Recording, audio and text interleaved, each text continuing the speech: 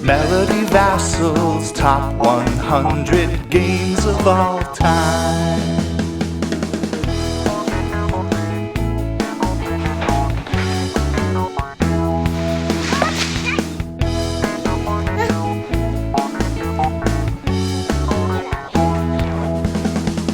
Melody Vasel's top 100. All right, here we are today at... Hi, my name is Melody Vasel, and we're going to be doing my top 100. You really got to get ready because these are good games.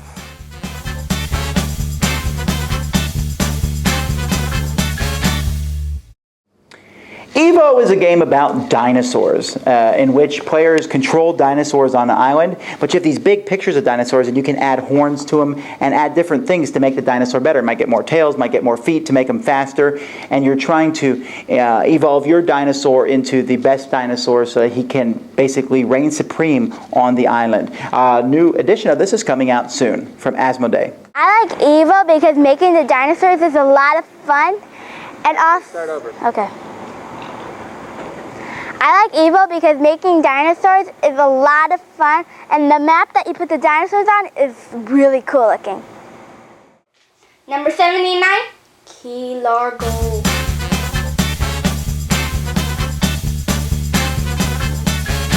Key Largo is a game in which players are deep sea diving for treasure in Key Largo, which is 40 minutes away from here. Maybe we should go and play it in Key Largo. Wouldn't that be cool? Not happening. But anyway, you can go out to the shallow water and get treasure, or out to the deep water and get better treasure, but then again you might get eaten by the sea monster. You need to have different equipment and you're competing with the other players. It's a lot of fun and really good for families. That's Key Largo. I like Key Largo because I like treasure and swimming at the same time. And diving for treasure is a cool idea, and the shopping for stuff and all that other stuff with diving is really cool. Number 78, Ghost Chase.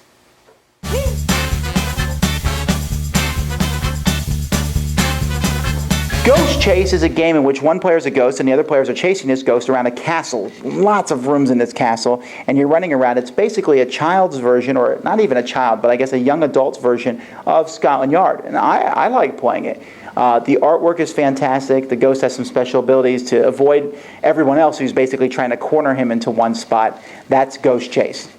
I like Ghost Chase because I'm usually always the people and chasing after it, trying to corner him, just to trap him and actually see a real live ghost. It's a pretty cool idea.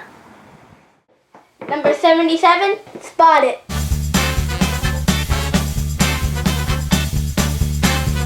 Spotted is a game in which you have round cards, and each card has a variety of different objects on it, and every 2 cards in the deck has one object that's the exact same. So when you turn a card over, it and every other card have one and only one thing that match. How they did that, I don't know, but it makes for a lot of different fun games. First person to spot the match loses a card. First person to spot the match gets a card. There's 4 different games included in the tin. A lot of fun, so that's Spot It.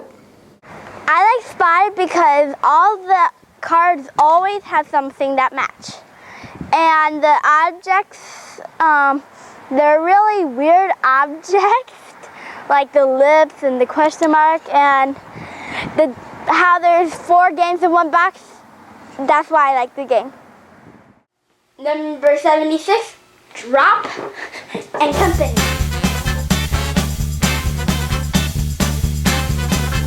Drop and Co is basically a mechanical game.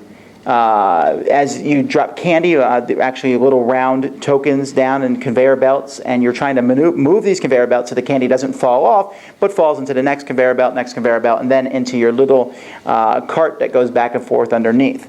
And so that gets points. It's really simple, but it's all about the visual and mechanical effect.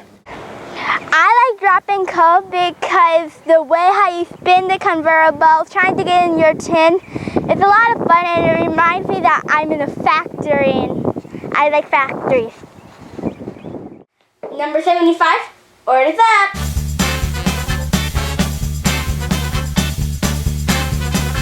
Orders Up is a game for people who are waiters and waitresses, or want to be, I suppose. You have a card and you're trying to get different food, and so as different cards are put on the table, you're looking for the food that matches your order, hopefully getting wild food which matches any order so that you can deliver it. It's a very simple game, but pleasant because the theme is enjoyable, and it's, hey, it's about serving food. Any game with food, hoorah!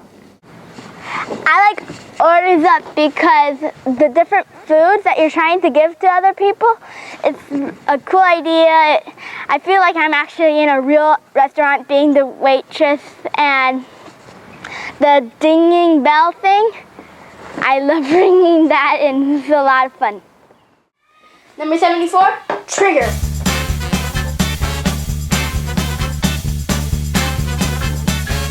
Trigger is a game in which you're trying to guess whether something is true or false. Okay, you got to play your hand. Of course, you got to remember which hand is true, which hand is false. Right is right, left is wrong.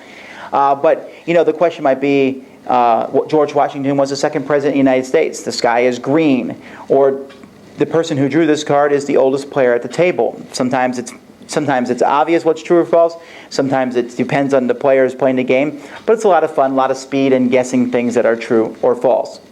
I like Trigger because you're trying to smack the middle piece, thinking if it's true or false. The thing that's kind of hard for me is to remember which one's the true or right hand, because I'm always more thinking about, I gotta smack first instead of which one's which. And Trigger is a good game that you should get. Number 73, Sorry Sliders.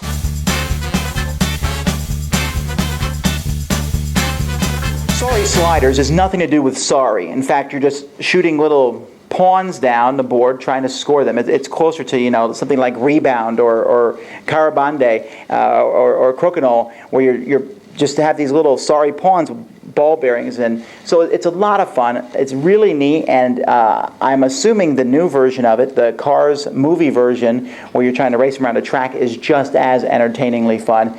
It's a great game for kids, and it's not too hard to find. I like Sorry Sliders because the pieces remind me of Sorry. And the rolling them, you gotta go woo and make it into the middle. Once I actually tried to throw it, and it actually hit the middle piece out, and I got it in, and Sorry Sliders is a really fun game. Number 72, Change Horses.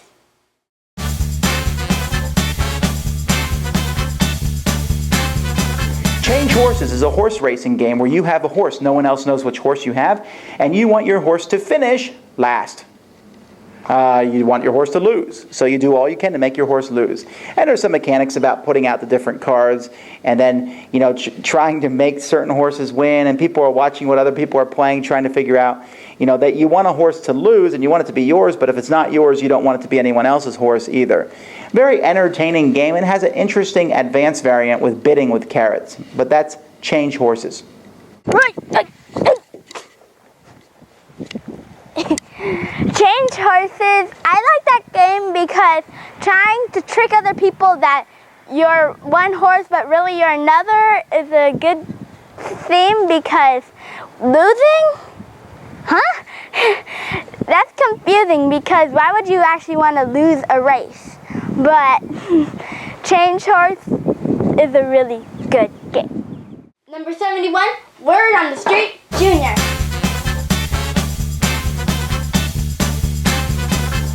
Word on the Street Junior is a game in which letters, or just Word on the Street, they're basically the same game. Just Word on the Street has, Junior has vowels and simpler categories, but you turn over a category of word, kind of animal, and then you pick a word, giraffe. And then you move the letters on the board that spell out your letters. So I can move G 1 space and R 1 space and F 2 spaces towards my side of the board. If I get it off the board, that letter is mine. The first person to get 8 letters is the winner. Very entertaining. It works good with groups too. That's Word on the Street. I like Word on the Street because you're always thinking about which word is it? And so then you got to think of a word that has as many letters as you can possibly get. So referee, for example, if you're playing Word on the Street Junior and you get the word referee, you get 4 E's and an R and an F and an R. Yeah, and Word on the Street is a good game that you should get. All right, so that's Melody's top 100 list. Those are pretty good games, I guess. Not nearly as good as mine. Hey! Oh, I'm sorry. I thought you were gone. Anyway, check out my top 100 list, and you can check out Melody's too. And we'll be doing 10 more next week, and you can check out your top 100 list. See you soon. Melody Vasel's top 100 games of all time.